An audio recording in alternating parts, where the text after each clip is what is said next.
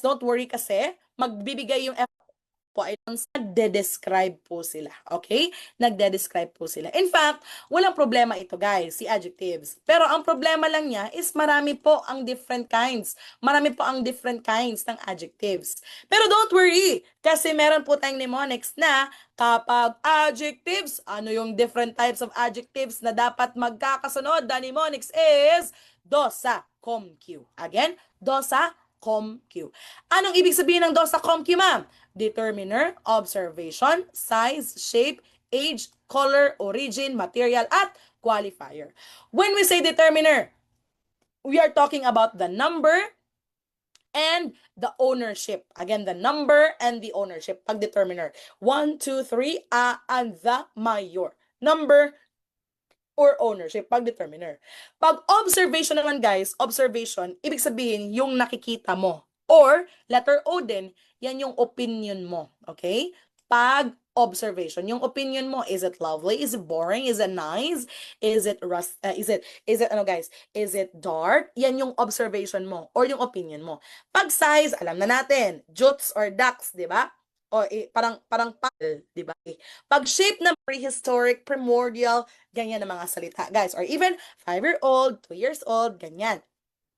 Another, pag color, alam na natin, Roy G. red, orange, yellow, green, blue. Don't forget, there's violet too. That is color, guys. Ang origin naman, kung saan siya nanggaling. Is it rural? Is it provincial? Is it British, American, Mexican, at Filipino? Or marami pang iba. Pag material naman, guys, kung ano yung material na ginamit sa bagay na yan. Is it wool, gold, copper, silk, metal, ano pa, wood, at marami pang iba. Pero pag qualifier naman, we are talking about specifier. Okay? Dito lang talaga tayo problema sa qualifier. Pag qualifier, ibig sabihin yan, specifier. Na nagse-specify siya kung ano ba na bagay yan siya specifically. Say, for example, guys, meron tayong word na bag. Di ba meron tayong term na bag, guys? And yung bag na yan, meron siyang different kinds. Yung different kinds ng bag, give me examples, guys. Sige, i-comment nyo. Ano yung different kinds ng bags? Meron tayong shoulder bag. Ano ba? Mga side bag.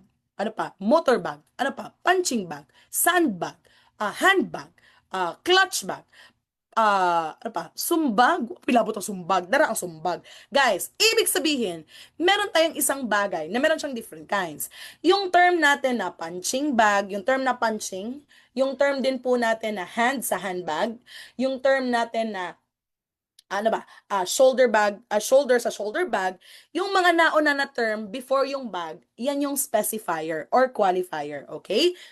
Tote bag, for example, yung word na tote, yan yung qualifier, guys, na nagsispecify siya kung anong bag ba talaga yan siya. Is that sumbag or punching bag, di ba? So that is ang qualifier. Another, meron tayong word na tape. Okay, di ba? May word tayo na tape, guys. We have different kinds of tape. Anong examples ng type of tape na alam ninyo? Sige. Sige. Yung iba nag-answer body bag. Uy, bakit nyo alam yung yung tinatawag na body bag? Laban lang kayo, ha? Pang-hospital man ang body bag. Sige, for example, tape, guys. Meron tayong scotch tape, scotch tape, double-sided tape, electrical tape, ano pa? Masking tape, packaging tape, packing tape, ano pa? Nipple tape, booby tape, ano pa? Measuring tape, di ba? Correction tape. And sabi ng mga Bisaya, tagip tape. Pag-apil ang tagip tape, guys. Mahiya naman kayo. Ha? So, wala ilabot ang tagip tape, ginoo ko. Guys, di ba? Manapa kaming kinds ng tape. So, yung term na correction, sa correction tape, nagsispecify siya kung anong tape talaga. Yung word na measuring, sa measuring tape, nagsispecify siya, specify siya kung anong tape ba talaga. So, those things that specify kung anong klase ng thing talaga siya, those are what we call qualifier. Okay? Qualifier. Okay? So, guys, ang point lang natin memorize yung dosa comq. Ma'am, bakit i-memorize yung dosa comq? Kasi sa board exam, ipapa-arrange sa inyo or ipapa-label sa inyo yung mga adjectives. So again, memorize natin. Again, ano po yung dosa comq? Sabay-sabay, go! Determiner, observation, size, shape, age, color, origin, material qualifier. Tip das. Grabe na sa tip das. Grabe na tip das. Ay, tape das. Salamat, salamat. Guys, balikan natin do sa COMQ. Pag do sa COMQ, anong ibig sabihin? 1, 2, 3, go. Determiner, observation, size, shape, age, color, origin, material qualifier. Again, determiner, observation, size, shape, age, color, origin, material, qualifier. Very good. So, yan po si DOSA COMQ. Ma'am, bakit i-memorize? Kasi ganito guys ang mangyayari sa board exam. Magbibigay siya sa inyo ng isang series of sentence or series of words. Tapos ipapalabel niya kung ano ba yung mga adjectives na ginagamit. Sana all may label. So sabay-sabay po tayong mag-label at this point. Sige. Ang ating sentence ay or ating phrase ay a lovely, gigantic, ancient brick house. Ang dinidescribe po dito guys ay isang bahay. Sige. Ano po ang ating mga adjectives na ginagamit dito? Sige. Ang mga adjectives na ginagamit natin ay syempre, ibig sabihin isa, that is determiner. Another lovely, phenomenal, lovely, phenomenal, fantastic. Sabi ni Gordon Ramsay. Guys, lovely. Opinion mo yan. Nakikita mo na lovely siya. So that is observation. Again, observation. Another,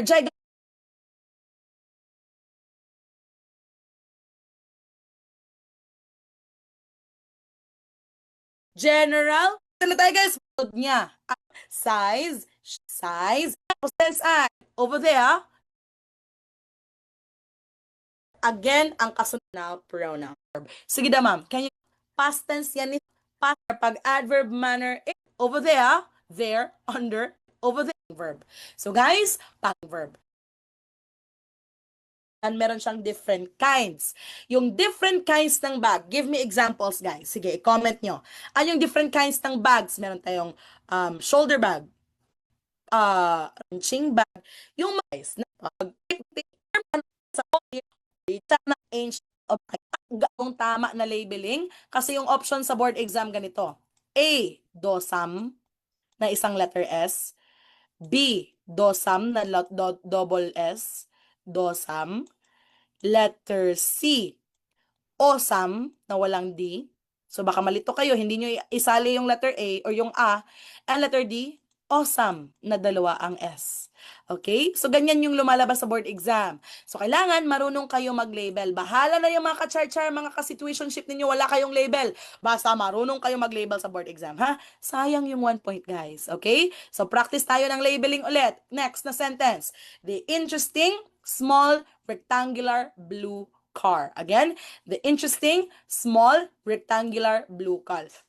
Ang dinidescribe na dito yung car, so wag mo na siyang isali sa DOSA COMQ. Sige daw, ano kaya ang tama na labeling, guys? Ano kaya ang tama na labeling? Ano kaya ang tama na labeling? Yung letters na lang yung gamitin ninyo. Okay. So, yung tama na labeling ay, of course, the determiner. Interesting. Opinion mo yan. Very good. Small naman, that is size. Very good. Rectangular, that is shape. Blue naman, that is color. So, piliin nyo sa board exam yung mag-coincide yung option mo sa labeling mo. So, dapat piliin mo in this case for number 2, DOSSC. Again, DOSSC. So, very good. Tama kayo, guys.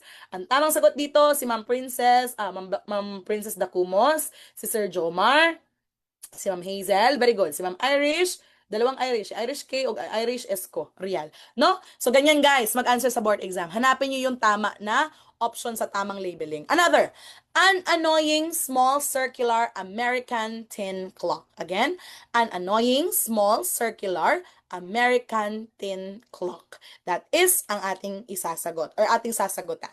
So, ano kaya ang tamang sagot dyan? Ano kaya ang tamang sagot dyan? Number 3. Number 3, of course. And that is determiner. Sunod, annoying. Opinion mo yan. Small, size, circular shape, American. Origin, tin, that is the material. Tin, guys, metal man yan siya, no? So, clock dito, wag mo nang isali. That is the word that we are describing. So, hanapin mo yung option na ang kasagutan natin ay DOSSOM. Again, DOSSOM. Very good. So, that is ang ating arrangement of adjectives. So guys, for the last time, before tayo mag-proceed, ano nga ulit ang order of adjectives in series? The mnemonics is dosa com Q. Again, dosa com Q. Anong ibig sabihin ni dosa com Q? Sabay-sabay, go! Determiner, observation, size, shape, age, color, origin, material, qualifier. Sige daw, walang copy. Ano ang ibig sabihin ni dosa com Q? Sabay-sabay, go!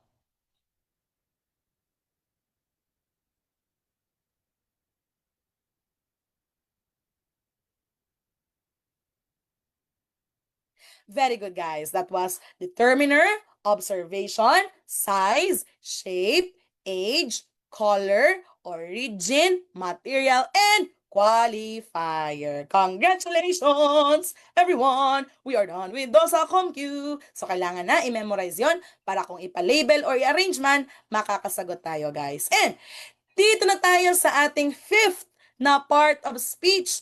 Ano ba yung ating fifth na part of speech, ma'am? Yan po ay si adverb. Again, adverb. Again, adverb. Kung si adjective, ano nga ulit yung kanyang mga gina naman noon. Ano nga ulit yung kanyang minomodify? Ang minomodify niya ay dalawa, noun or pronoun lang, si adjective. Pero pag adverb, ilan po ang minomodify niya? That is tatlo. Isang verb, adjective, or kapwa niya, adverb. Again, verb, adjective, or another adverb. In fact, dapat mag-pray kayo sa board exam na yung lalabas ay adverb din. Kasi pag adverb, guys, walang problema. In fact, may 5 kinds tayo ng mga adverbs, pero tinatanong lang tayo, when did the action happen? How did the action happen? How often does the action happen? So, ganyan yung mga tanong pag adverb. So, kailangan i-review natin ito para pag tanungin kayo, makakasagot kayo ng diretsahan, tamang-tama. Sige, ano yung ating 5 types of adverbs? We have the adverb of time, adverb of place, adverb of manner, adverb of degree, and adverb of frequency. So ma'am, bakit mo nasabi? Paano mo nasabi na madali siya? Kasi ganito guys, ang sa board exam. Say for example, ang first natin na type of adverb is adverb of time. Kapag adverb of time, ang clue niya sa board exam, sumasagot siya sa tanong na when. Say for example, ang sentence, he will see you tomorrow. Again, he will see you tomorrow. Tanungin kayo ni board exam, when will he see you? Ang isasagot, tomorrow, tomorrow, I love ya, tomorrow. So guys, napakasimple niya, so wag nyo nang ipahirapan ang sarili. Okay? So pag adverb of time, sumasagot siya sa tanong na when. Another, kapag ang sentence, see you later, what type of adverb is later? Tanungin mo ang sarili mo, when will I see you? Ang isasagot, later. So pag sumasagot siya sa tanong na when, ang isasagot, adverb of time. Again, adverb of time. So gusto nyo ba na lahat ng Gen Ed English, mga adverbs? Dapat mag-pray kayo na lahat ng sa Gen Ed English na lumabas, mga adverb. Kasi ganito yung mga tanong guys, okay? So walang problema. Adverb of time, sumasagot sa when. So mga example natin, in fact, napakarami pa, pero example lang ito, we have afterwards, last month, now, soon, then, and yesterday. Very good. Okay? Another, pag adverb of place, sumasagot siya sa tanong na where. For example, ang sentence ni board exam number 1 is, my room is upstairs. Tinanong ka, where is my room? Ano ang sagot? Where is your room? Upstairs. Automatic. Walang problema. Another, balik na rin ni board exam ang question. Do not find love elsewhere. Ay, do not find love elsewhere. Tinatanong ka dito, what type of adverb is elsewhere? So, tanungin mo ang sarili mo, where do you not find love? Pag makaka-answer siya sa tanong na where, it is an adverb of place. Again, adverb of place. So, ano yung mga example natin, ma'am, ng adverb of place? Above, below, here, outside, over there, under, and upstairs. Excuse me. Okay? So that is ang adverb of time and adverb of place. Dito naman tayo sa adverb of manner. Pag adverb manner is, ang tanong niya, how could you say you love me? Ganyan guys, no? How, di karabaw, ganyan. That is ang adverb of manner. So, most adverbs of manner naga-end ng least. For example, badly, happily, quickly, sadly, slowly, happily. Yan guys, mga na-end ng ly or li. Pero meron tayong tatlo na hindi naga-end ng li or nag-end ng li, pero sila po ay considered na adverbs of manner. Say for example, the people are slowly responding to change. Tatanungin ka, how are people responding to change? Ang answer, that is sa answer natin na slowly. Or, how are people responding to change? Answer, slowly. Next, he spoke on politics well. So pag tinanong ka, how did he speak on politics? Ang isasagot natin ay well. Again, well. So si well ha, wala na po yung ly. Well na yan siya diretso. Kasi pag dagdagan mo na ng well guys, dagdagan mo si well ng li, magiging welly. Reveal ya me, di ba? So, hindi siya tama, guys. Well lang talaga siya. So, that is adverb of manner. Sumasagot na how. Giunsa. Paano ginawa ang isang kilos. Guys, another. Pag adverb of frequency naman, sumasagot siya sa how often.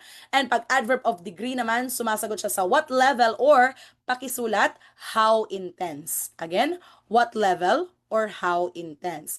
Say for example guys, ang sa adverb of frequency, he always organizes shows. Tinatanong tayo, how often does he organize show?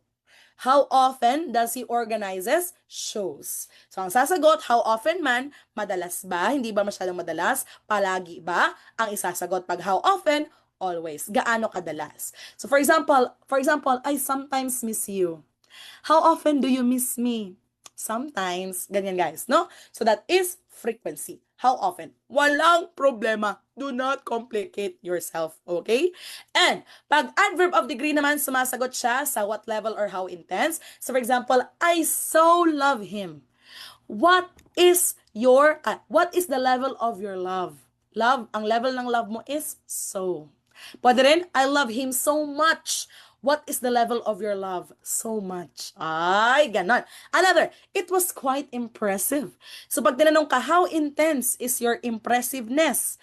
Ang isasagot, just quite. Okay? So that is ang adverb of degree. Another example natin guys, si much, quite, so, to, and very. So balikan lang natin guys ha, pag kinds of adverbs, wala tayong problema. Pag pray mo, mag-pray kayo na adverbs ang lalabas sa board exam.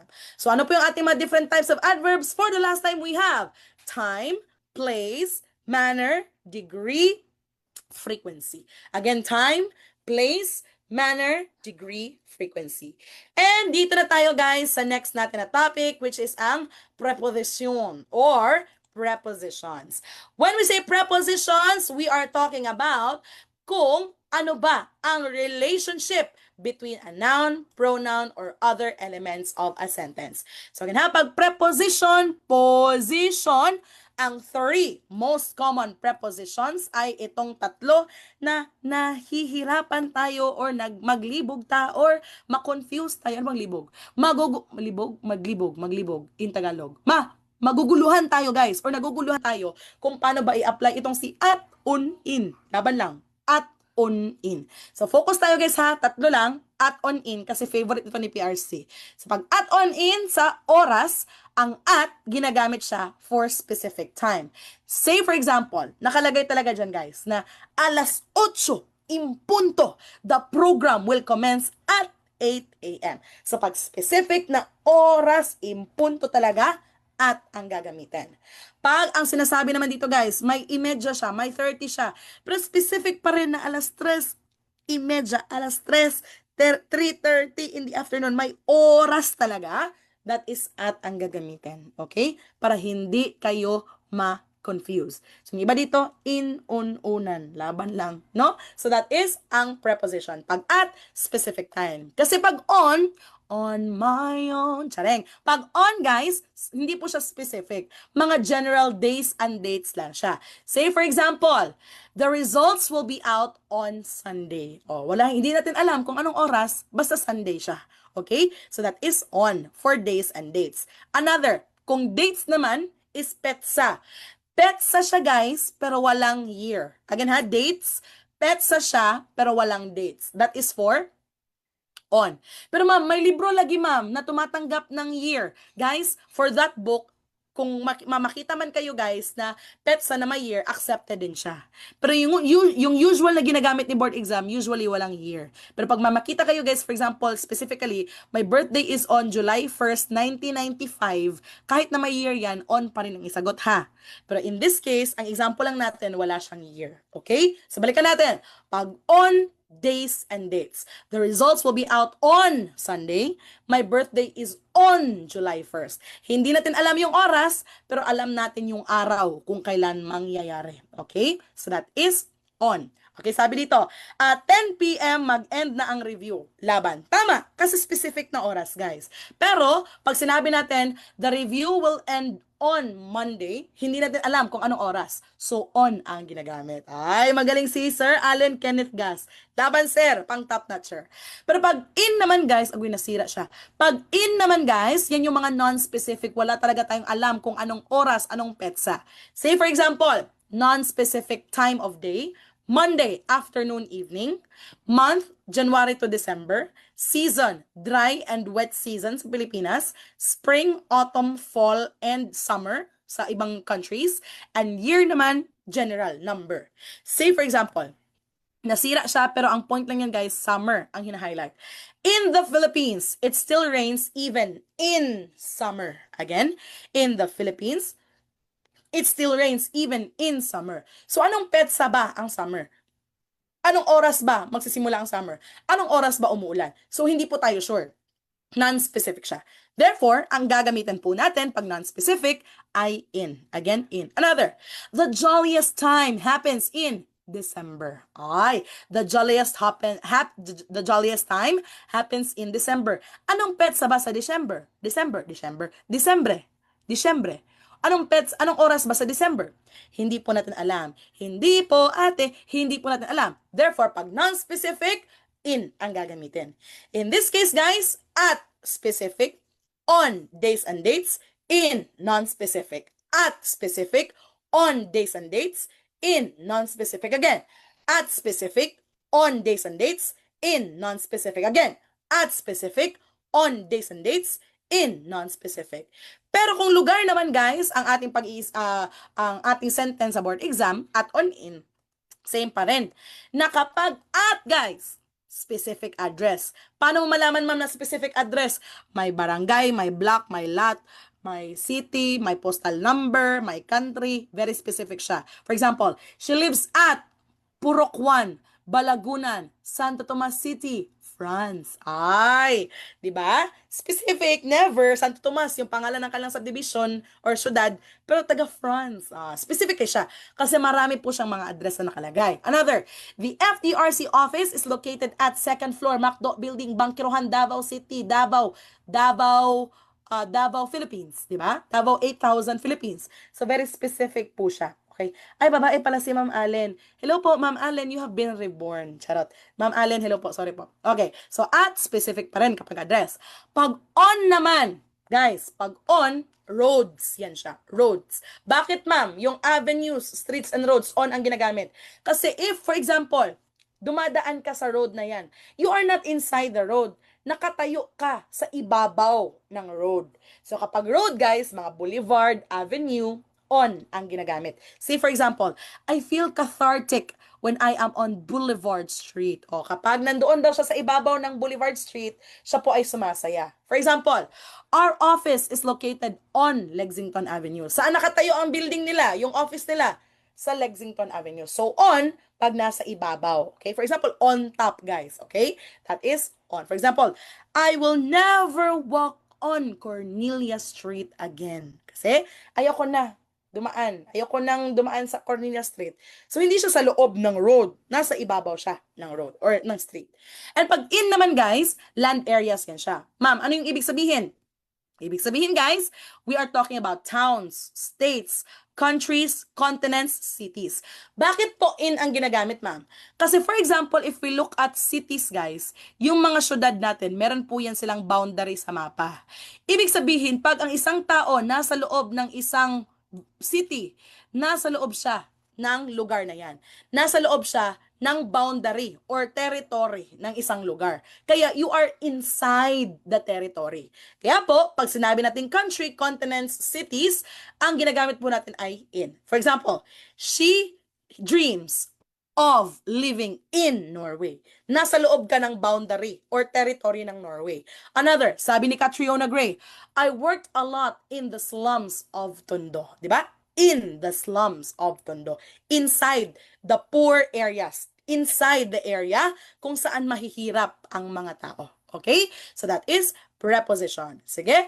Review natin guys ha. Laban tayo at on in. Magbibigay ako ng salita. Number 1, sabihin niyo sa akin yung sagot. Pag ang answer guys, or pag ang sentence, ang instruction ha, magbibigay ako ng word, tapos sabihin niyo sa akin kung ano ba yung dapat gamitin. That is in. Kasi territory man yan. City man yan ng Cebu. So you are inside the territory of Cebu.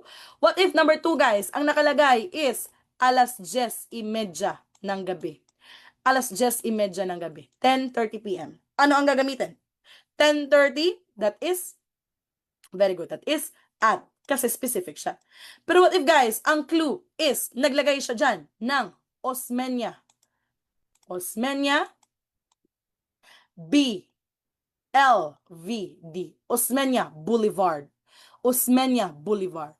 So, di ba pag boulevard, road yan siya, ibig sabihin, nakatayo ka sa road na yan. That is on. What if number 4, guys? Ang clue natin, ang pangit ko magsulat dito. What if, guys, ang clue natin sa number 4 ay nakalagay doon na ang address niya ay ganito. Tigbao, Cebu City, Philippines, 6,000. Ang number 4, ano ang isasagot? Oh, address, very specific. That is at ang isasagot. Pero what if, guys, ang clue dito is, ang nakalagay sa ating board exam, is Monday, Sunday, Tuesday. Ano kaya ang isasagot? Number 5, ano ang isasagot sa number 5? Ang isasagot sa number 5 ay, ating kasagutan ay on. Pero pag number 6 naman, ang nakalagay guys, sa clue po natin ay, ano ang clue natin dito? Ang clue po natin dito ay, ano pa ba yung hindi ko nagamit? Ang clue natin dito guys ay 1989. 1989. Year lang siya. Walang buwan, walang oras. So, non-specific. Ano ang gagamitin sa number 5, number 6? Very good.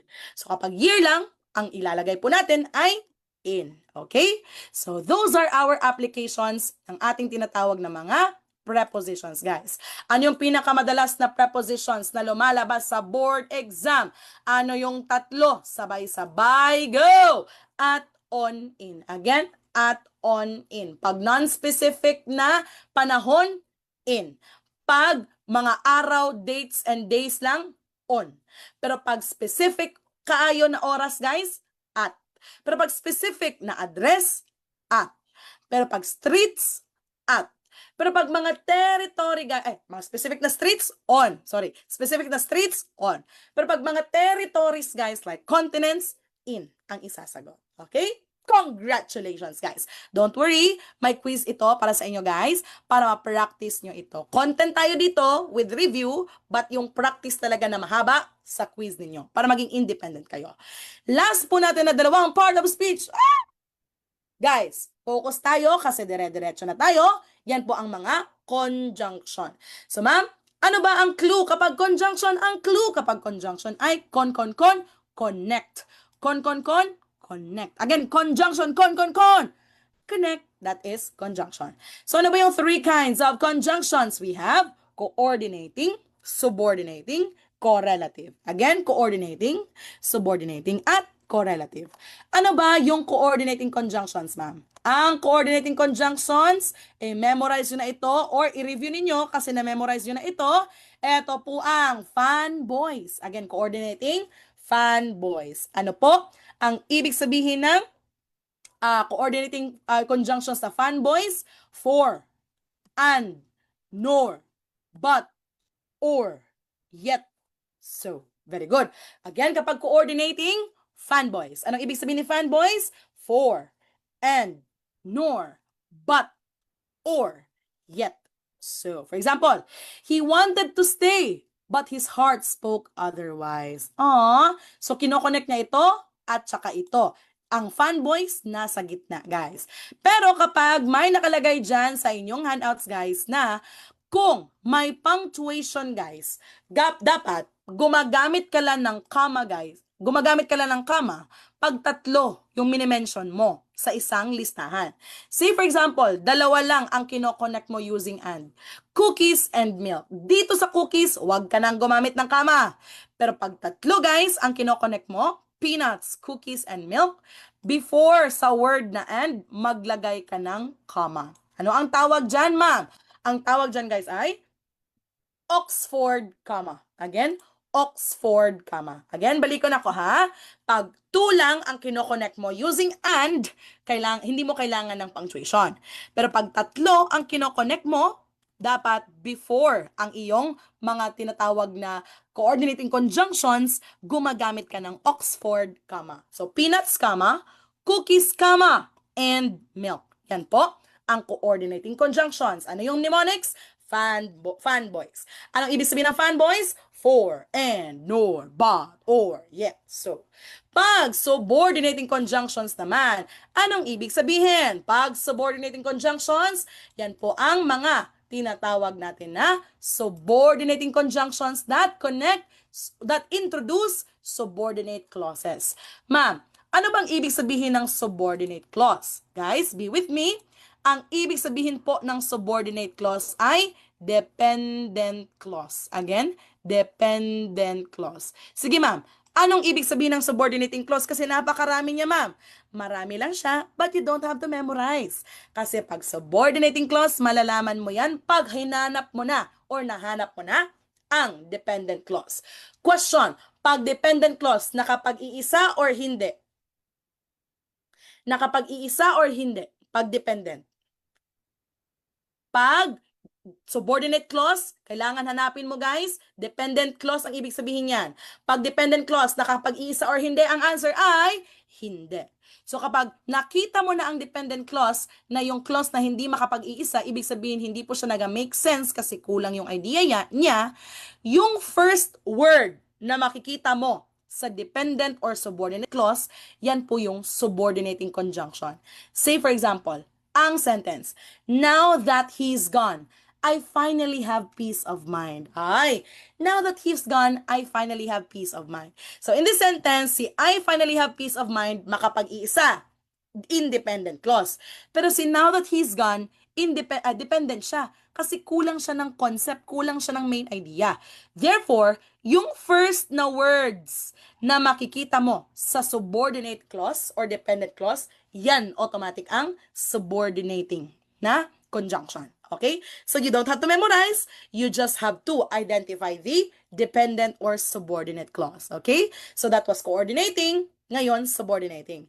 Next naman natin ay ang correlative. Okay? Correlative. Guys, last few minutes na lang ha. Maximum natin, 10:05. Okay? Maximum yan na siya extension, 10:05 sa online. Okay? So correlative, bilisan natin. Pag correlative, pangalan pa lang relative, may relasyon. Ibig sabihin, dalawa. Ibig sabihin, pag correlative conjunctions, they occur in pairs. Ano ang partner ni either? That is si or. Ano ang partner ni neither? Si nor. Ano ang partner ni not only, but also? Ano ang partner ni Ma'am July? Sir Lian. Ay, salamat. Guys, ano ang partner nyo sa pag-review para ma-LPT? FTRC. So, pag correlative, dapat may partner. Pero ang tanong, ma'am, kung matanggal ba si either, pwede bang palitan si either ni neither? Guys, hindi po pwede kasi pag neither, dapat loyal lang kay nor.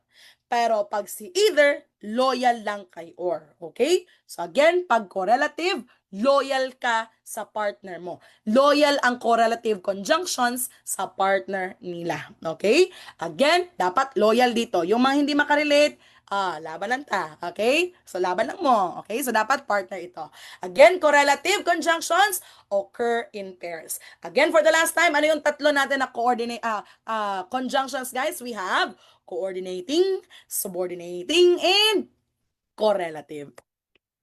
Last na lang natin na type or part of speech. Ano ang pangalan? Isigaw? Interjection. Isigaw! Interjection! Ma'am, bakit isisigaw?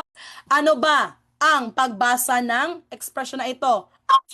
Ganyan, guys. Ang iba, other. Oh, fun. OA. Ang cheers. For the last time. Congratulations, everyone. We are done. For the last time. Congratulations, everyone. We are and hopefully, guys, again, us with our session.